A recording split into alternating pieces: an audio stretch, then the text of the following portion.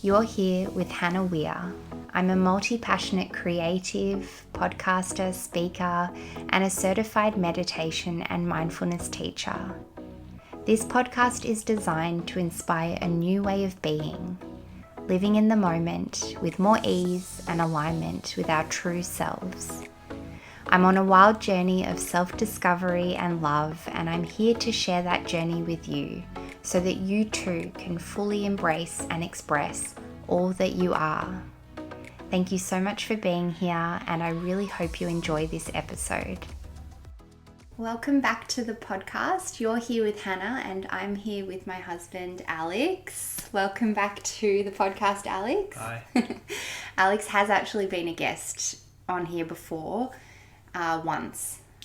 Yeah, on an audio podcast, not on the new Not video on a format. video. Yeah, welcome to the video. Welcome. And we're putting this on YouTube, so Good Lord. you can watch it on YouTube, you can listen on Spotify or Apple Podcasts or wherever. But we have some big updates, some big life updates, so we thought we would come on here and share what's happening and share kind of the journey that we've each been on together and individually, that's led us to where we are now. Okay. Sounds good? Yeah. So, what's the news?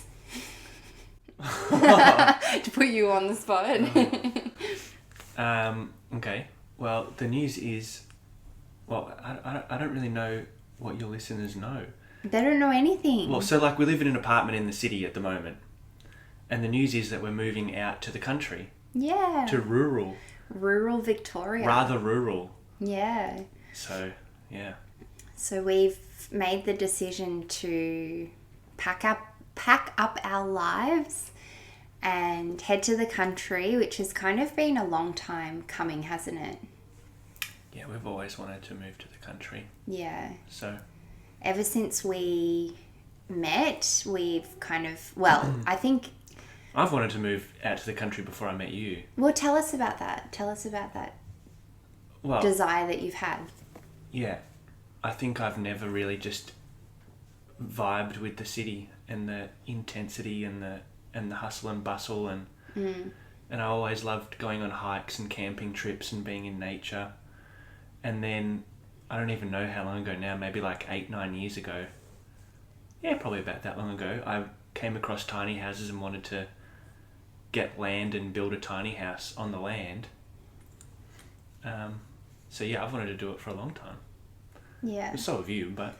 Well, then, Alex, when we met, you kind of introduced me to tiny houses. I don't think I really knew about them, and we kind of together dove down the rabbit hole. Went down the rabbit hole of learning about tiny houses. And so we're not actually moving into a tiny house, we're moving into a proper house, but it is on land, and our longer term dream is to build a tiny house and to buy our own land to do that. But we had this opportunity come up in the last couple of months that will allow us to move out to the country and to give it a go, to practice. Bit of a stepping stone. Yeah. Without having to commit too much. Exactly. Yeah. To practice that, living that lifestyle. And I mean, I haven't always known that I've wanted to live in the country, but I have family who live in the country, and we've always visited them every year, a couple of times a year.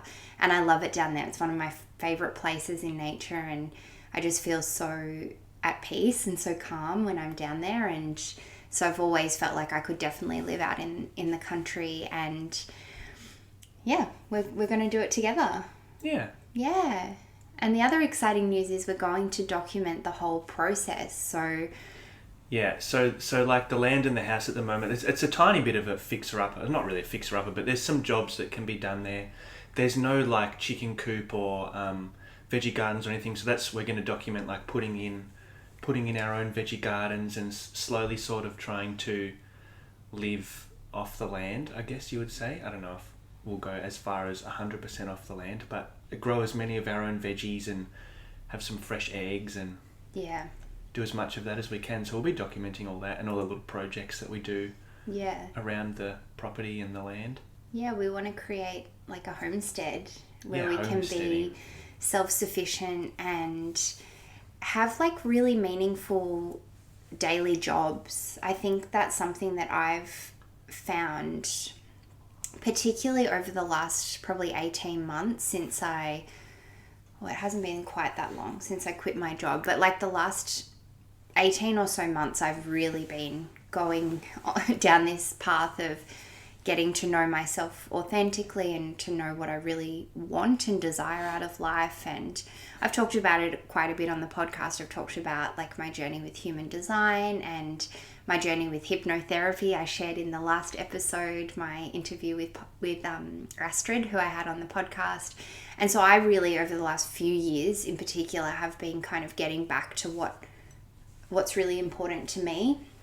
And I lost my train of thought. I forgot where I was going with that. Right. But I think I was going to say that, meaningful tasks and things to do. Oh, yeah, like, daily tasks. Yeah, I really love the work that I do as a meditation and mindfulness teacher. I love the work that I do as a content creator. I love the work that I do. I work with some private coaching clients kind of as a speaker. Like I run speaking sessions for them about living more mindfully, more intentionally, living more authentically and all this stuff. And I love that work. But I found, particularly with like my content creation work for a while now, it feels very much like I'm having to kind of come up with ideas of things to create.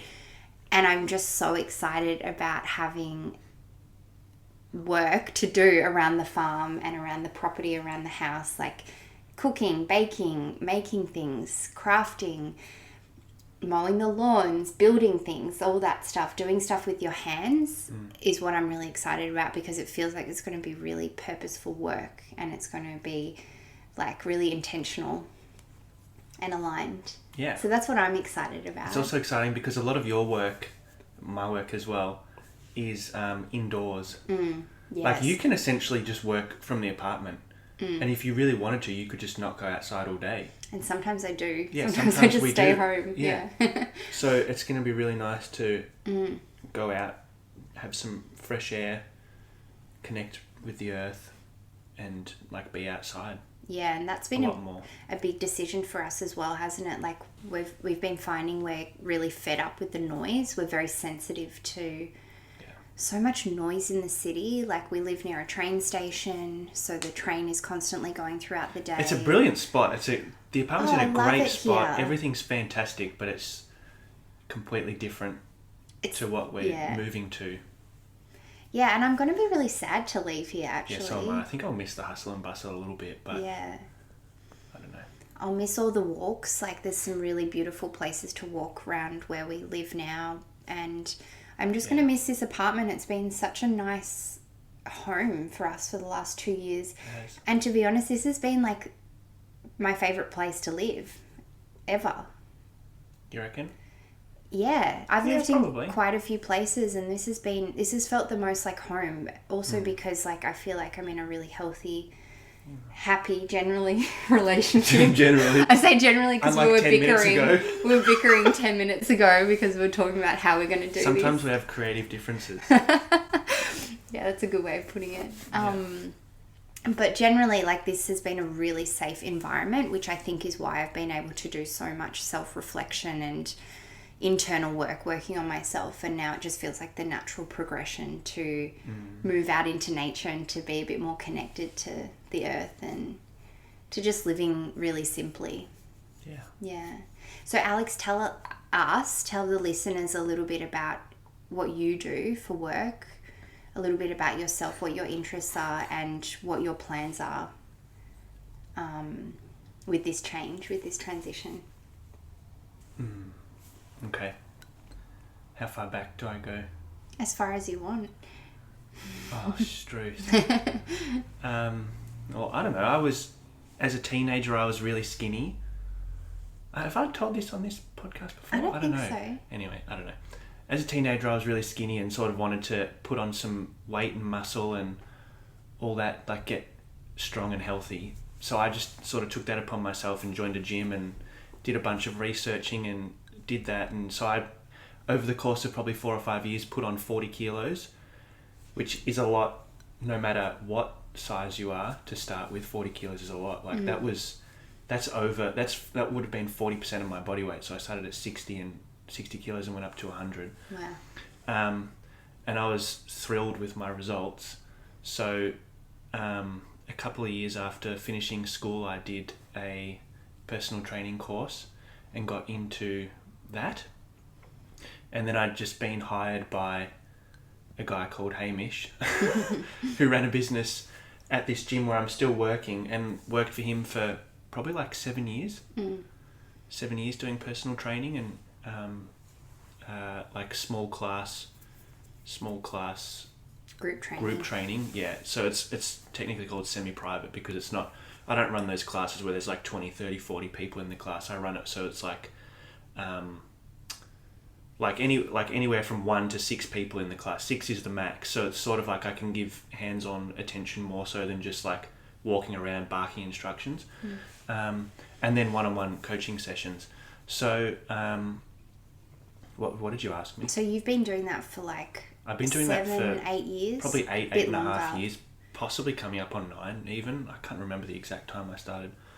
Because your business, the business you were working for was really impacted during COVID. Yeah. And anyway, I'll let you tell the story, but it's changed over the last year. Yeah, it changed over the last year. So Hamish decided to close the business down, and it was, I feel like we sort of subconsciously knew that it was coming, but it still came as a shock, and there was not that much time to really decide what needed to be done from the time that he told us we were shutting down until, like, what's that? How do you say that?